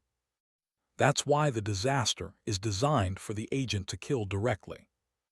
To ensure the agent doesn't die by accident, they're designated as the serial killer and managed accordingly. That was the rule: commit serial murders or... No. I just made it look like they died. Or convince everyone that they did. But there were corpses. That's true, but they weren't my doing. Did you know this lodge has a basement? Kim Solium recalled part of the poem, Inside the Golden Frame. It wasn't just foreshadowing murder methods. There were other hints as well. Boing boing, the sound of hopping with laughter. The wooden floors beneath go bam, bam. The table full, humming in the air. This stanza hinted at something. A sound beneath the wooden floor, an echo from a hollow space below. And that verse alluding murder to food. The table is bountiful. Something abundant, possibly related to the serial killings. Sure enough, in the basement, there's a collection of preserved body parts and organs on display. It was a workshop. Apparently, this lodge has seen serial killings before. I nearly fainted when I saw it. Honestly, he nearly did. The sight of those grotesque artifacts from past killings was horrifying. But more importantly, Kim Solium had found a new use for those bizarre props. The agent caught on. All the bodies we've seen so far. Exactly. Kim Solium grinned awkwardly. Not one of them was intact, right? Because the corpses were made using the preserved parts from the basement, pieced together to look fresh. That's why Beek Sahian had to be the first victim. I couldn't have done it without help. Handling preserved body parts to recreate murder scenes in the dead of night was a task so revolting it made him want to give up on life altogether.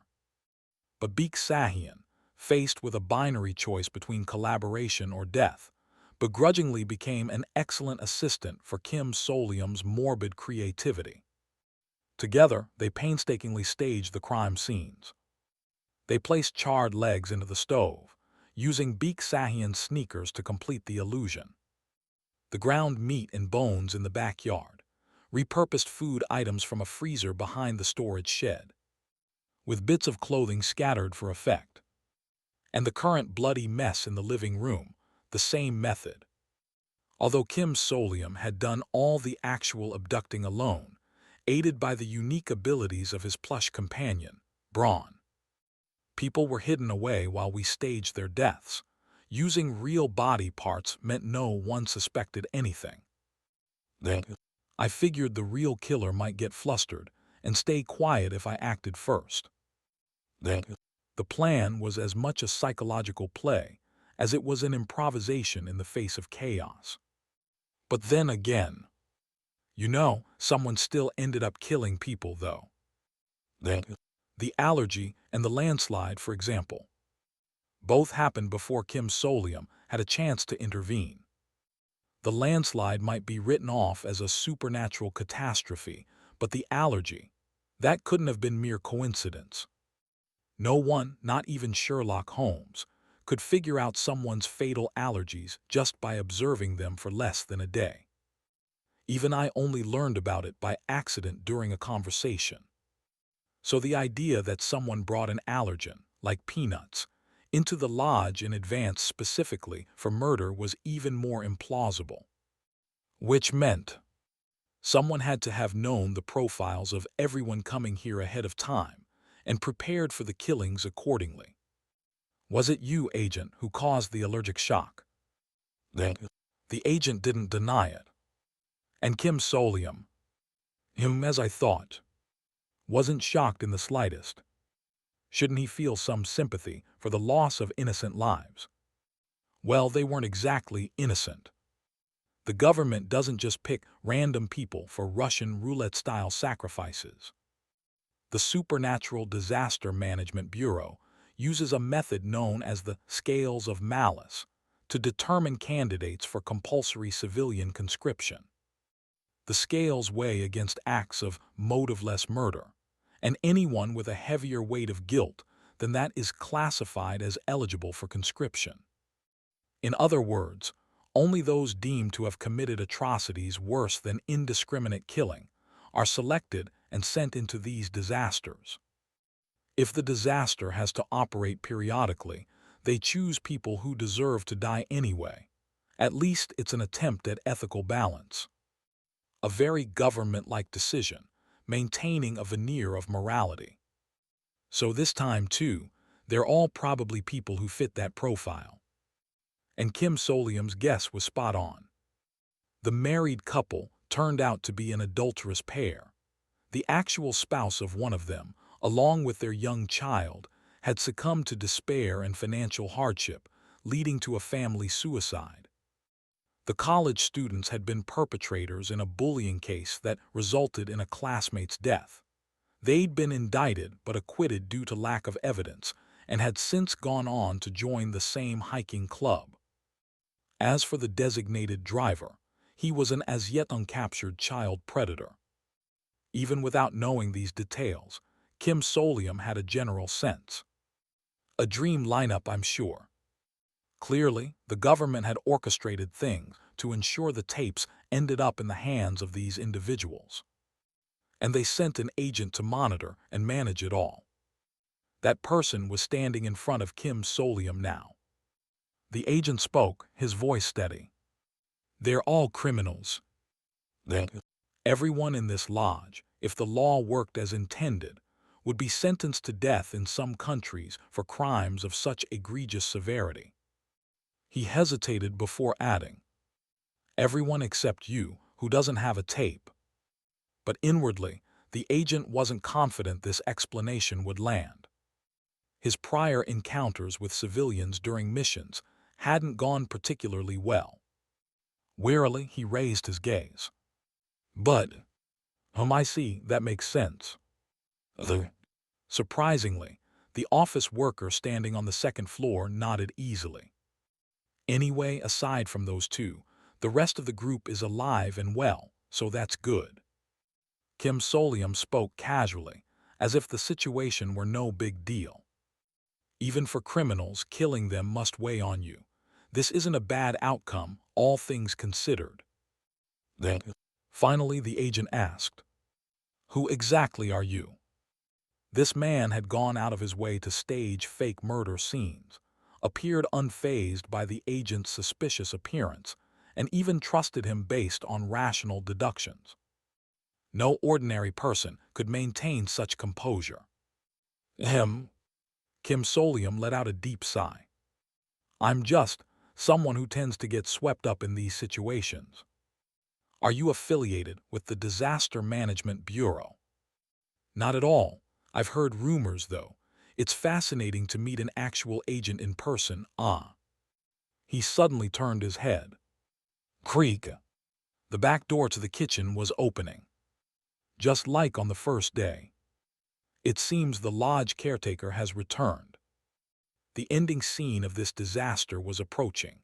The mountain lodge was a mess, a pentagram drawn in blood and dismembered body parts strewn across the living room. In this macabre scene stood the civil servant, holding a butcher's knife before a fainted woman. From the second-floor railing, I watched it all. If I didn't know it was fake, I myself might have fainted at such a grotesque sight. But the lodge caretaker who entered through the back door was polite as ever. Did you have a comfortable stay? As if that were possible. Still, there was no point in wasting energy responding, so I simply stayed silent. The caretaker didn't waste time on clichés like, I stayed out of your way so you could rest undisturbed. Instead, he simply said this one thing. 3 days have passed, the time has come. Then, you may now exchange the cassette tapes for the inheritance of this lodge. No one has died up to this point, though. This is where chaos erupts, where people start killing each other. It's inevitable.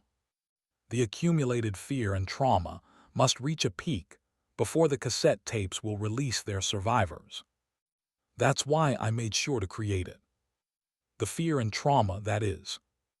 Modern sensibilities didn't make it any less distasteful, but I'd scared them enough to believe they were really dying. It seemed my efforts had paid off. The caretaker recited his lines, and the fact that the living room was still peaceful, without bloodshed, proved it. Of course, this peace wouldn't last. The caretaker's first approach was toward the fainted wife on the sofa. Dear guest, then, would you like to exchange your cassette tape? MMH what H who? AHHHH. The woman woke up screaming, stumbled a few times and bolted out of the lodge. What a shame. She would have been better off staying unconscious. Unbothered, the caretaker turned and addressed the next person. Would you like to exchange your cassette tape? Then, the civil servant stared at the caretaker for a moment before speaking slowly. I'll reveal my decision last. Understood in that case. The caretaker turned to the final person. Me. I met his gaze. Despite his tattered clothing, his speech carried the refined cadence of Seoul's old aristocracy. Would you like to exchange your cassette tape? Would I? Yes. Of course I would. I've worked like a deckhand on a shrimp boat for the past 3 days to get to this point. Entrants are promised significant monetary rewards if they stay within the disaster for a designated period. This was why I had gone so far as to play the role of a serial killer. Exchange priority. I retrieved the cassette tapes from a backpack belonging to the deceased college student. The couple's tapes. The student's tapes. Even Beeksayan's tape. 6 tapes. You are guaranteed first priority for the exchange. As the caretaker spoke, his tone momentarily revealed his excitement before reverting to politeness. You may now claim ownership of this lodge, sir. Would you like to? No. Then, If an entrant chooses to inherit the place of disaster, Horizon Mountain Lodge, as their reward, their altered psyche would become permanently tied to it. Even if my serial killing was a ruse, there was no need to risk taking on such a burden. But I can't just make a random exchange or refuse outright either. Whether you exchange the tapes for gold, garbage, nothing at all, or even burn the lodge to the ground, the cycle restarts. When the next round comes, the serial killer's items are redistributed, drawing new victims to this very place. The lodge would reappear as if nothing had happened, perpetuating the carnage. Besides, I'm pretty sure if I make the exchange, the people I pretended to kill and hid will all actually die. There was this record. Zix. Personnel 8 conscripts, 1 civil servant grade 8. The civil servant was successfully designated as the serial killer, but deviated during the third murder, using a special item instead of the provided poison. Attempted to conclude the disaster without killing conscripts by inducing near-death states. Outcome: 1 civil servant survived, refused the exchange. The conscript in a near-death state was later confirmed to have died after choking on vomit post-exchange. The idea of locking everyone up so they couldn't escape during a fire, conveniently preventing their survival. That's how I'd end up a genuine serial killer.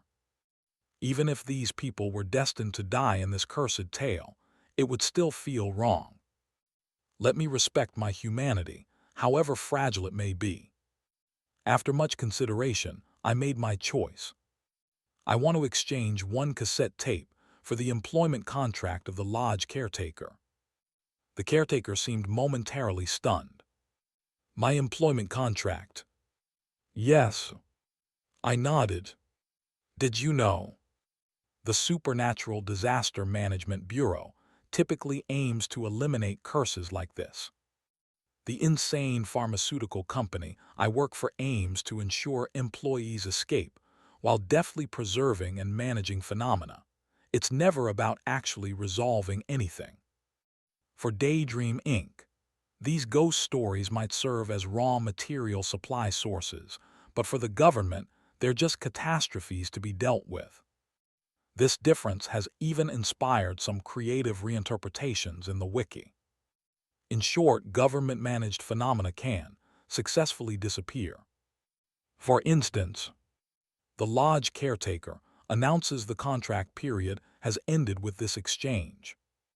The location of the lodge becomes an empty lot, with no signs of paranormal activity to date. Disaster resolved. This is the official conclusion of the last recorded investigation into this phenomenon, a definitive end. Which means, why not terminate it before the next cycle even begins? That's how I arrived at this. I assume your current employment contract is tied to the previous lodge owner. I'd like to transfer that contract to myself. Not taking the lodge itself, but inheriting the caretaker's employment rights and terminating his contract. If I could replicate the scenario in the official records, this disaster could finally conclude. Then I waited for the caretaker's response, and it is theoretically possible. Exactly. However, with all due respect, the employer must meet certain qualifications. Qualifications? Yes. The caretaker's formal tone carried a faint, fleeting trace of arrogance. There must be inherent, existential nobility. For the person running a murder lodge, it seems the ethics of this role are vastly out of sync with modern sensibilities. The caretaker is acting like an 18th century butler, mistaking his master's authority for his own. Why not just take over the lodge and fire them? Braun, I'm going out of my way not to do exactly that. Hold on, I think I might have another way. Your patience is admirable, Mr. Roe dear. Sure. I idly scratched my chin. Nobility, huh? Actually, something did come to mind. It's true that I didn't bring much in terms of items, but I always carry one small thing in my pocket. My merch. The latest trinket from the merch box, the silver heart.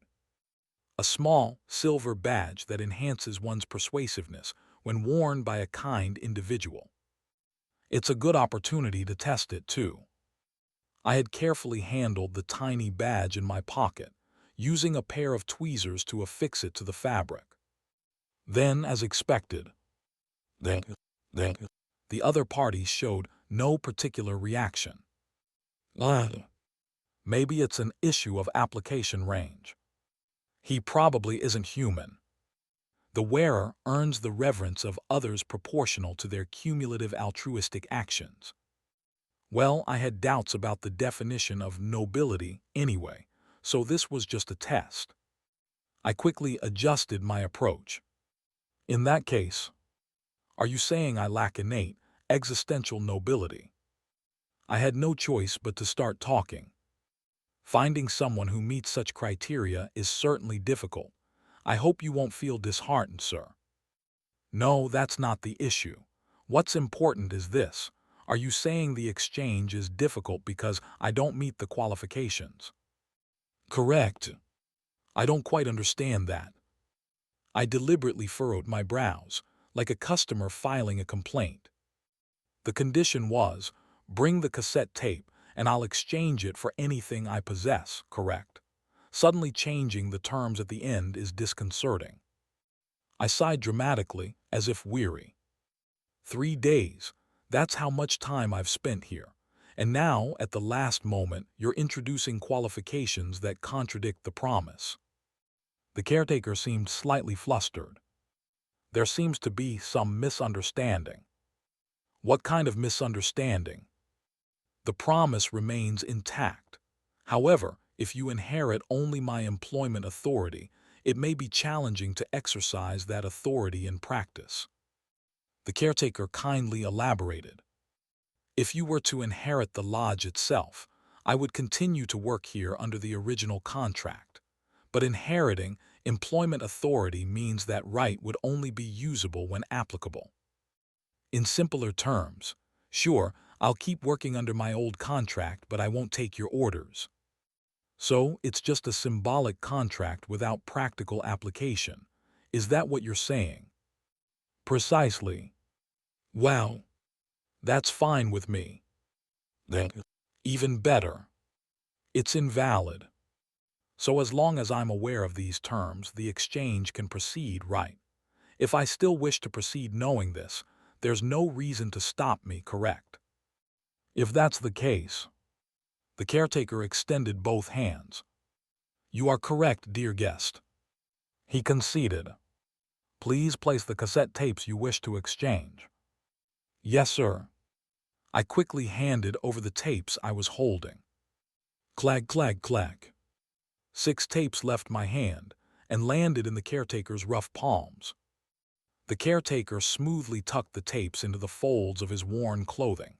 Then, after adjusting his tattered attire with deliberate precision, he produced a thin, ancient-looking object. It was a piece of paper. It looked like traditional Korean hanji paper, yet curiously Western in its cutting and design, rolled up and sealed with red wax. This is the original contract document. The moment I took it, the old paper caught fire. The hanji began burning in a vivid orange hue, disintegrating into embers that rose into the air. Then they coiled around my wrist. Specifically, the spot where the mascot's tattoo from the theme park remained. W8. Azocious.